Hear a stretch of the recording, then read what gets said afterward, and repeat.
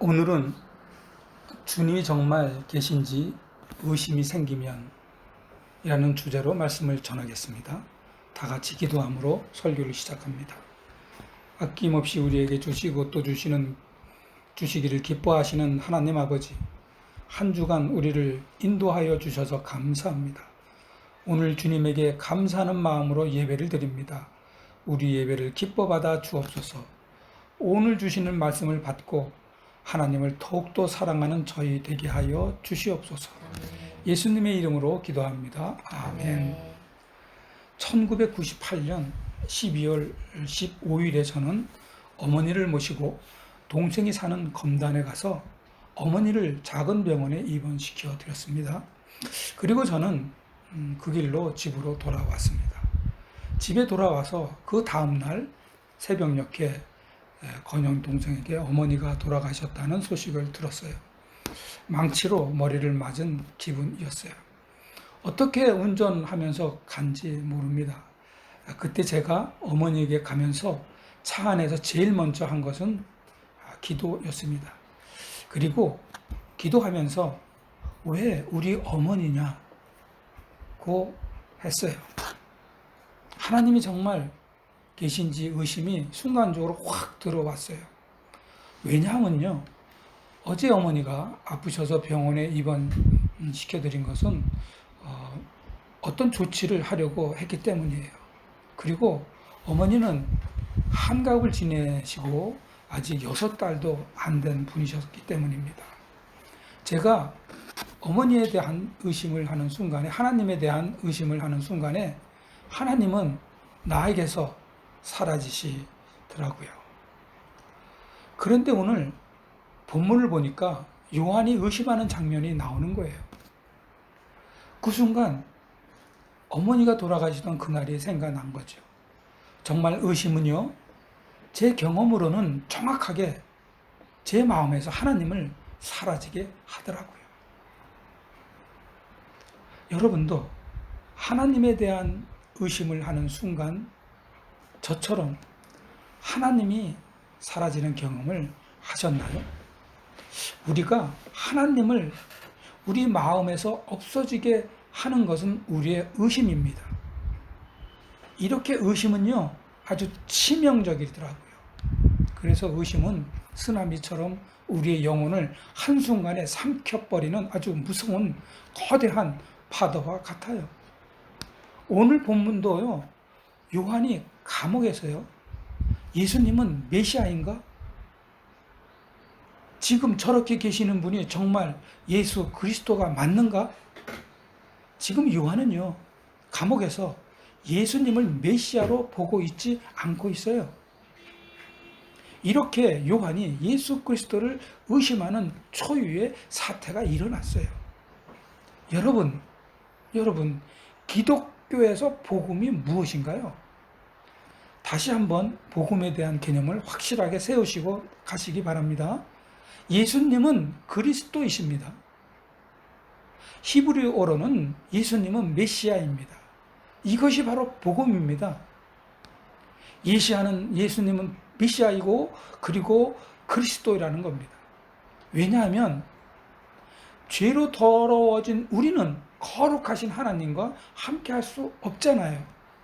그래서 하나님이 예수님을 보내셔서 우리에게 보내주셔서 우리의 모든 죄를 다 깨끗이 씻어주시고 우리가 지금은 하나님과 함께 있고 하나님의 나라에 갈 수 있게 되었습니다.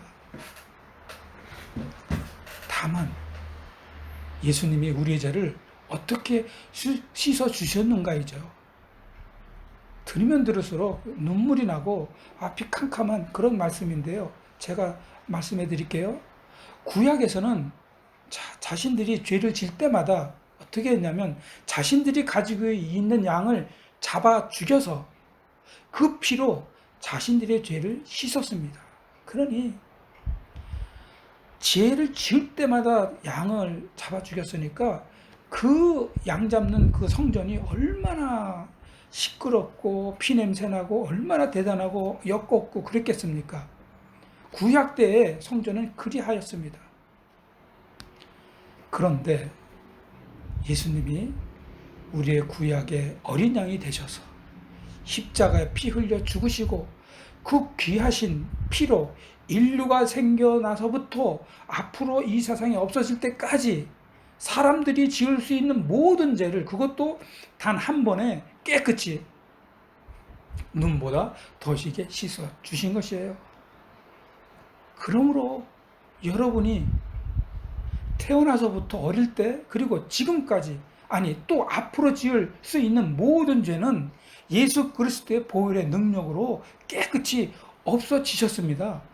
하나님께 할렐루야 아멘 하시기를 바랍니다. 아멘 아멘 할렐루야입니다.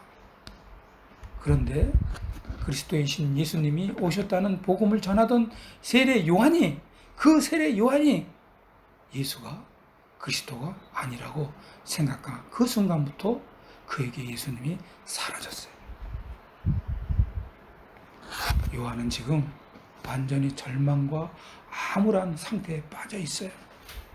그동안 예수님의 길을 준비하고 예수님의 길을 곧게 하라고 광야에서 그렇게 외쳤던 요한으로서는 자신의 모든 사역이 헛것이라고 여기게 되었던 것입니다. 여러분, 예수님이 그리스도일까요? 이렇게 의심해 본 적이 있으신가요?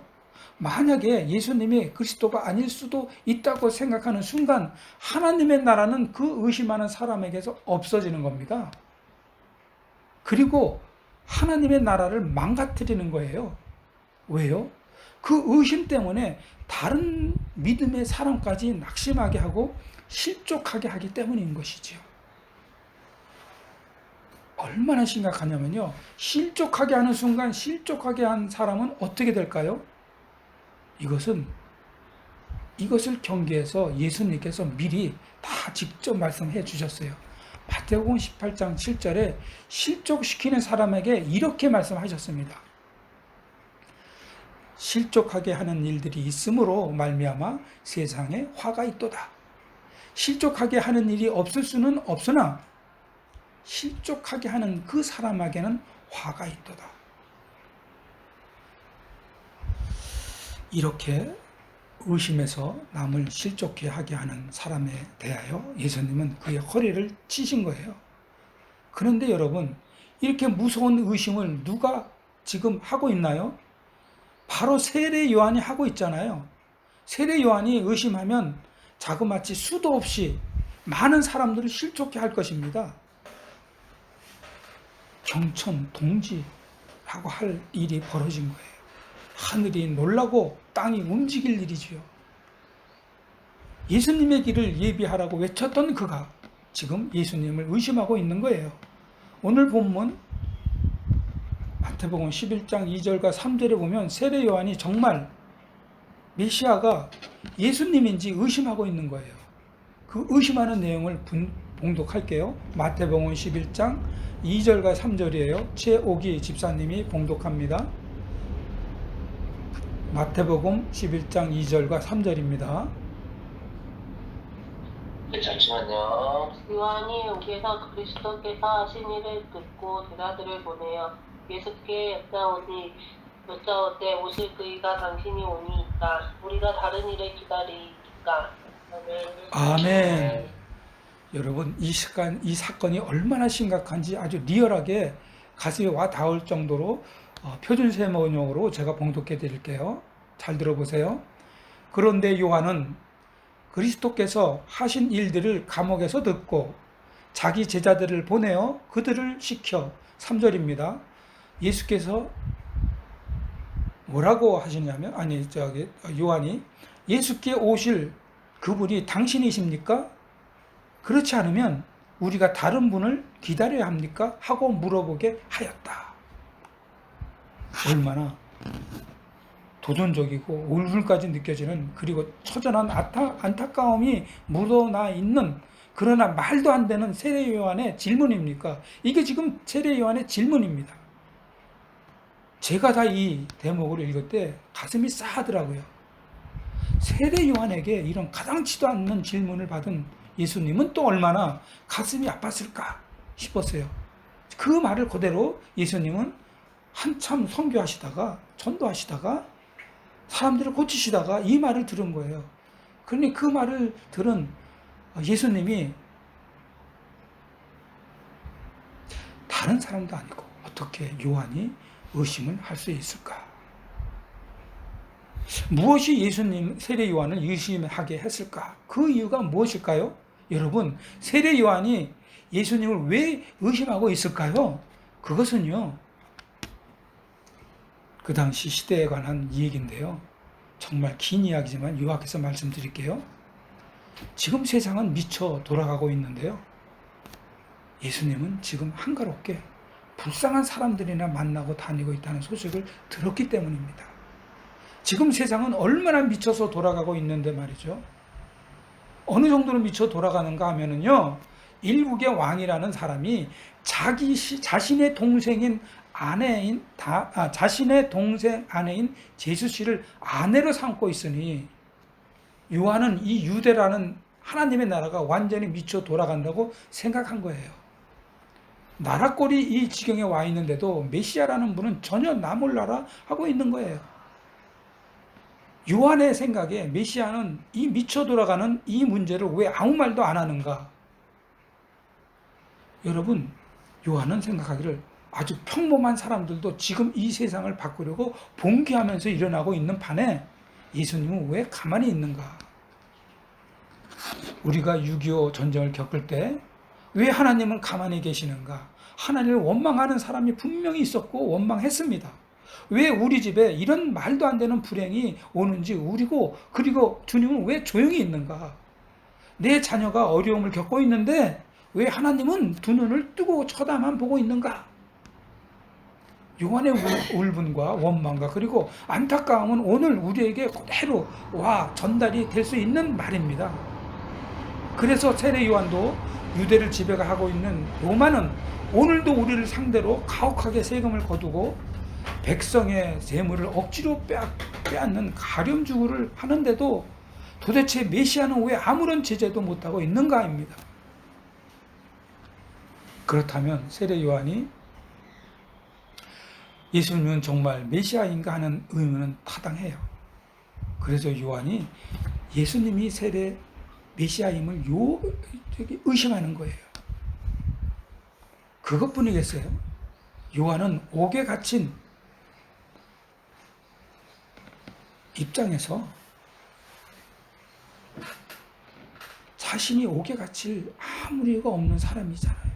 그런데도 불구하고 지금 요한이 어디 있습니까? 세례 요한은 지금 억울하게 옥에 갇혀 있는 거예요. 우리들도 보통 아무런 죄가 없는데도 불구하고 억울한 일을 당하면 누구나 하나님에 대해서 의심을 합니다. 하나님이 계신다면 왜 이런 억울한 일이 벌어졌는가 수도 없이 의심을 합니다. 우리의 삶에도 수도 없는 부딪힘과 억울함을 당하며 살고 있어요. 그럴 때마다 우리도 하나님을 의심을 해요. 어제도 의심했을 수도 있고요. 그제도 의심을 했을 수 있었어요. 왜 저에게 이런 일이 생깁니까? 어떤 분은 왜 저에게 이런 암이 생깁니까? 왜 제가 아무런 잘못도 없는데 당해야 합니까? 이렇게 억울함을 호소할 때가 참 많아요. 누구나 살아가면서 억울하게 당하거나 억울하다고 생각하는 일은 언제고 어느 때고 달려들듯이 그런 일이 생겨나요.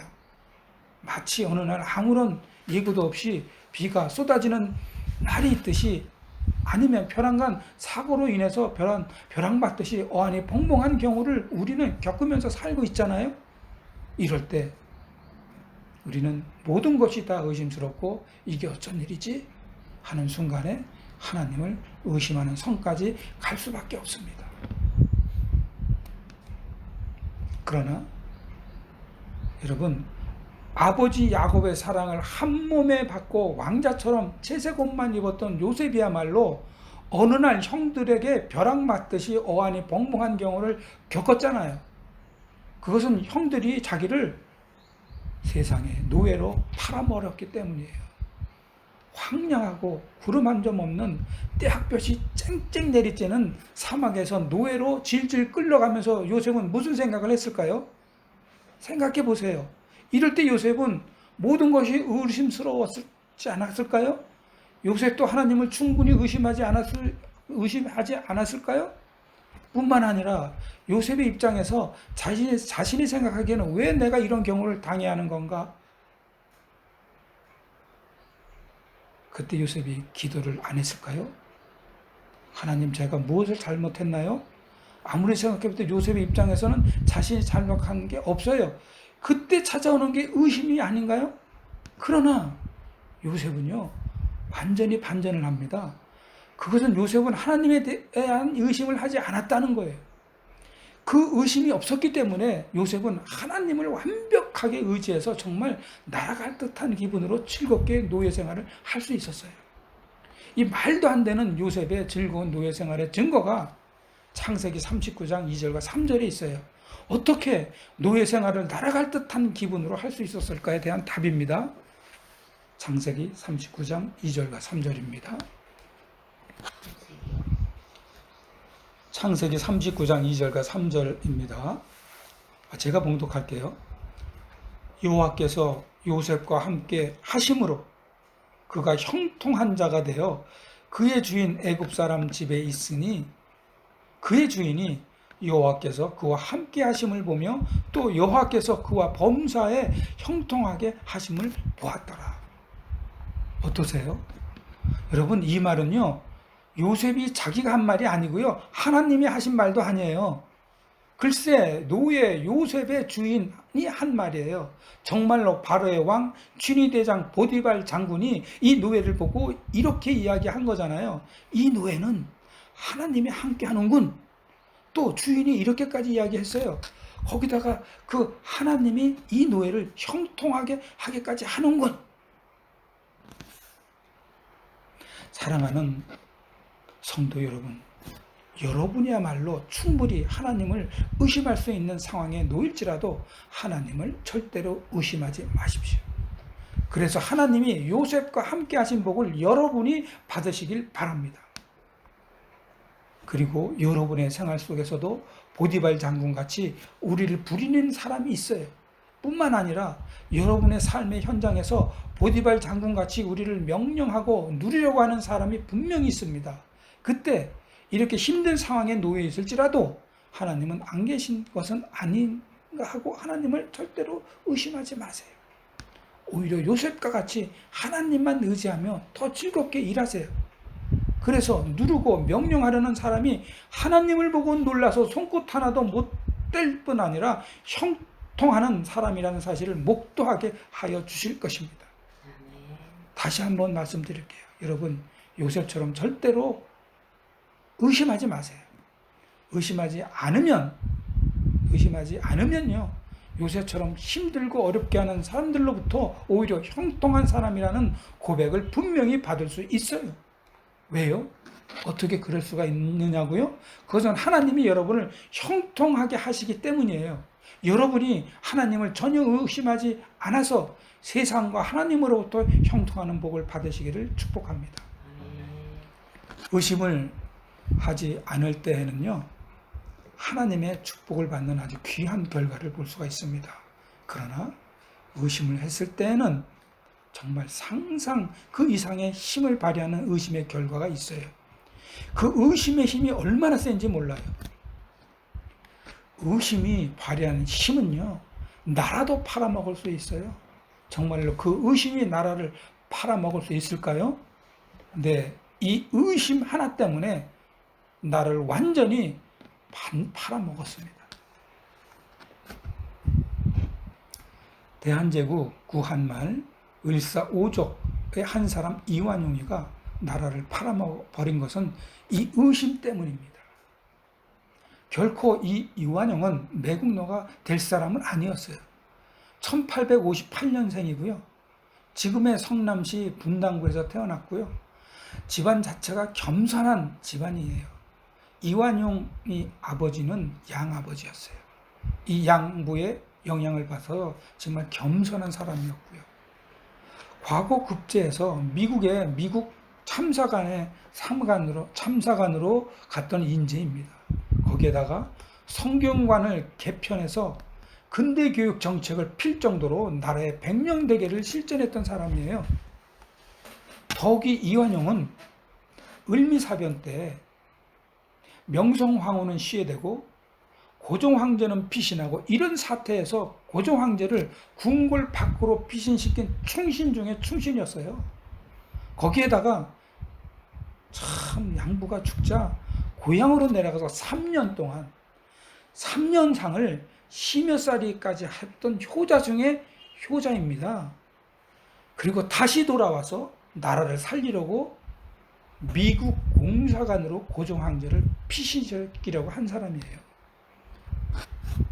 이완용은 미국을 다녀온 사람이기 때문에 미국은 정의의 편에 설 것이라고 굳게 생각해서 미국 공사관으로 고종황제를 피신시키려 했던 사람이에요. 그런데 이완용이 변절하는 결정적인 사건이 일어나요. 정의롭다고 생각했던 그 거대한 나라 미국이 오히려 어떻게 한 줄 아세요? 일본과 밀약을 해서 필리핀을 갖는 조건으로 한국을 일본에 넘기는 사건이 벌어집니다. 다시 말해서 미국은 필리핀의 지배권을, 그러니까 필리핀을 먹겠다는 것을 인정하고, 일본은 한국의 지배권을, 한국을 먹겠다는 것을 인정하기로 하는 내용이에요. 이 미국과 일본이 한 이 밀약을 가스라 데프트 밀약이라고 해요. 이 내용을 전부 이완용은 다 경험하고 알았어요. 거의 이 사실 그리고 이 상황을 목격한 이완용은 망연자실해서 멍하니 정신을 잃은 상태였답니다. 이때 이완용이 이 망연한 상태에서 생각하는 것이 무엇인지 아세요? 바로 이거예요. 이게 나라냐? 이 나라에는 희망이 없다. 이 나라에 대한 의심이 싹 트기 시작한 거예요. 이렇게 의심의 싹이 튼 이완용은 결국 이 희망 없는 나라가 누군가에게는 먹힐 거라고 생각을 굳힌 거예요. 이렇게 대한민국에 대한 희망이 없다고 의심이 들자 이완용은 대한민국, 그 당시에 대한제국을 통째로 팔아먹었습니다. 여러분, 의심은요, 우리가 상상하는 것 그 이상으로 대단한 위력을 가져요. 그 고종황제를 피신시키고 아버지를 위해 3년 동안 비가 오나 눈이 오나 추우나 더우나 폭풍이 몰아치거나 어떠한 경우에도 아버지 무덤 옆에서 매일 곡을 하던 효자 중에 효자였던 이완용이었어요. 그런 그가 희망이 없다는 나라라는 의심 하나 때문에 나라를 통째로 팔아먹었어요. 의심은요, 이 나라를 망칠 수도 있고요. 이 의심은요, 하나님의 나라도 망가뜨릴 수 있고요. 의심은 하나님을 잊게 할 수 있어요. 의심은요, 하나님을 원망하게 할 수도 있는 거예요. 그렇다면 여러분, 의심할 수밖에 없었던 그 어려운 의심을 요한이 어떻게 없앴을까입니다. 세례 요한이 의심하고 있을 때 예수님께서 의심을 이렇게 깔끔하게 없애주셨습니다. 마태복음 11장 4절과 6절입니다. 김은숙 집사님께서 4절에서 5절까지입니다. 예수께서 대답하여 이르시되 너희가 가서 듣고 보는 것을 요한에게 알리되 맹인이 보며 못 걷는 사람이 걸으며 나병 환자가 깨끗함을 받으며 못 듣는 자가 들으며 죽은 자가 살아나며 가난한 자에게 복음이 전파된다 하라. 아멘, 아멘. 대단한 사건이 지금 벌어지고 있어요. 여러분, 지금 감옥에 갇혀서 온갖 괴로움과 시련 속에 있는 요셉에게 세례 요한에게 맹인이 보고 못 걷는 사람이 걷고 나병 환자가 깨끗해지고 죽은 사람도 살린다고 하는데요 하고 제자가 요한에게 전했다면 이 말씀을 들은 요한이 어떻게 해석했느냐예요. 얼마나 얼토당토치지도 않은 말씀인지 몰라요. 지금 요한의 질문에 전혀 합당한 대답이 아닐 수 있다고 해석할 수 있어요. 만약에 여러분이 지금 아이가 집 나가고 세상이 무너지고 있는데 전쟁통인데 예수님이 이렇게 말씀하시면 우리는 이 말씀이 귀에 들어올까요? 지금 제 부모님이 돌아가셔서 하나님을 의심하고 있는데 예수님이 이렇게 말씀하시면 제가 이 말씀이 귀에 들어올까요? 지금 나라가 망해서 일본에게 식민지 살이를 하고 있는데 예수님이 이렇게 말씀하시면 독립운동을 하고 있는 사람에게 이 말씀이 귀에 들어오냐는 얘기죠. 사랑하는 성도 여러분, 그런데 세례 요한은 예수님의 이 말씀에 무릎을 탁 쳤어요. 그리고 요한은 아무런 말도 남기지 않고 조용히 역사 속에 사라집니다. 요한이 아무런 말도 안 하고 기꺼이 머리가 잘려서 나가는 사형을 받는 처참한 상황인데도 불구하고 기쁘게 사라집니다. 정말 그럴까요? 도대체 무엇을 어떻게 깨달았기에 그 위력이 그 대단한 의심을 다 위력이 대단한 의심을 다 떨쳐버릴 수 있는 것일까요? 요한이 예수님 말씀을 깨달은 것은 이겁니다. 예수님 말씀을 듣는 순간, 예수님의 말씀을 가만히 듣는 순간, 이 세상에 하나님의 긍휼하심이 예수님을 통해서 임하시고 있다는 사실을 깨닫는 거예요. 세례 요한은 하나님이 이 세상을 불쌍히 보호해 주셨기 때문에 하나님은 예수님을 통해서 죽은 사람도 살리시고 나병 환자도 깨끗하게 하신다는 것을 꽉 깨달을 수 있었어요. 세례 요한은요, 지금 예수님의 말씀은 하나님의 구원이 시작된다는 서곡인 것을 깨달은 거예요. 이 서곡이 뭡니까? 서곡이라는 것은 막이 올라가기 전에 오케스트라가 연주하는 곡을 말하잖아요. 세례 요한은 자신이 들은 예수님의 이 말씀은 곧 하나님의 긍휼하심이라는 것을 깨달았어요. 그러므로 바로 이 말씀이 곧 구원 역사의 막을 올리는 서곡임을 바로 눈치챈 거예요. 또 세례 요한이 들은 예수님의 이 긍휼함의 말씀은 구원 역사의 도입 부분이고 전체를 가리키는 하는 서곡임을 깨달은 거예요. 세례 요한은 자기가 그토록 불만스럽게 여겼던 예수님이 하시는 이 모든 행동이 하나님의 긍휼함이라는 복음인 것을 정확하게 알았던 거예요. 구원의 서곡이면서 하나님의 긍휼하심이 되시는 마태복음 11장 5절에 있는 예수님의 말씀을 제가 다시 한번 봉독해 드릴게요. 맹인이 보고, 어떻게 맹인이 볼 수가 있습니까?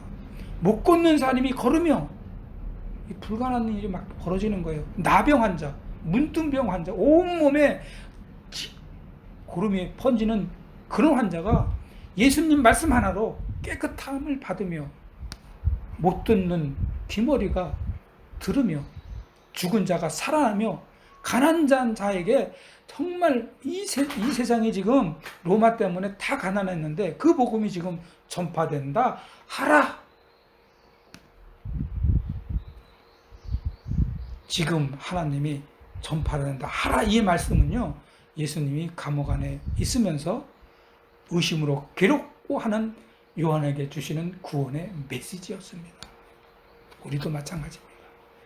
우리가 의심을 했을 때 그 의심하는 순간부터 그 의심은 강력하게 무지무지한 힘을 발휘해요. 그 의심은요, 나라가 망하고 사람이 죽어나가고 사람이 병드는 아무도 못 말리는 강력한 쓰나미 같아요. 한번 의심하면 그 의심을 잠재울 것은 세상에 아무것도 없습니다. 지금도 우리를 위해서 예수님을 보내주신 하나님의 긍휼하심 뿐입니다. 우리를 불쌍히 여기시는 하나님의 긍휼하심을 요한이 발견한 거예요. 그 긍휼하심으로 요한은 그 위험 속에도 기쁘고 즐겁고 행복한 순교를 한 거예요. 그러므로 의심 속에 있었던 요한이 깨달은 것은 하나님의 긍휼하심입니다.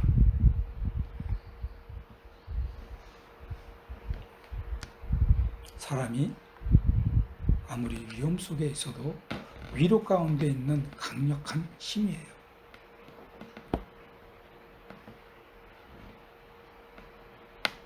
왜냐하면요, 우리를 지금도 이 순간에도 우리가 무슨 일을 하건 어떤 일을 당하건 항상 불쌍히 여겨주시는 하나님의 긍휼하심이 오늘도 우리 마음에 가득 차 있고, 그리고 우리의 삶 전체에 하나님의 긍휼하심이 가득 차 있습니다. 사람이 불쌍한 마음만 생긴다면, 누구 원수 같은 사람이라도요, 불쌍한 마음이 생기면 그 원수 같은 그 감정이 사라지듯이 하나님이 우리를 불쌍히 여겨만 주신다면 이 세상에 어떠한 것도 다 해결해 주시는 하나님이심을 꼭 믿으시기 바랍니다.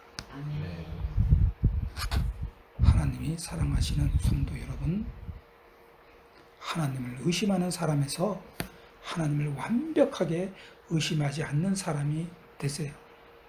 그래서 어려운 가운데서도 의심이 전혀 없었던 세례 요한처럼 아무리 어렵고 괴로워도 평화롭고 날마다 싱그럽고 행복한 마음을 갖고 사시는 여러분 되시기를 주님의 이름으로 축원합니다. 아멘. 다 같이 기도합니다. 하나님, 저희는 하나님과 살지만 또 세상과도 살고 있습니다. 더욱이 저희는 하나님과 세상을 전혀 구별하지 않고 살고 있습니다. 그렇게 살면서 일이 생기면 하나님을 의심부터 하기 시작합니다. 이런 저희의 잘못된 의심을 용서하여 주시옵소서. 아멘. 지금도 저희를 불쌍히 여겨주시는 하나님의 긍휼하심을 의지하오니 우리의 의심을 없애 주시옵소서. 그래서 날마다 하나님을 의지하며 살게 하여 주옵소서. 예수님의 이름으로 기도합니다. 아멘.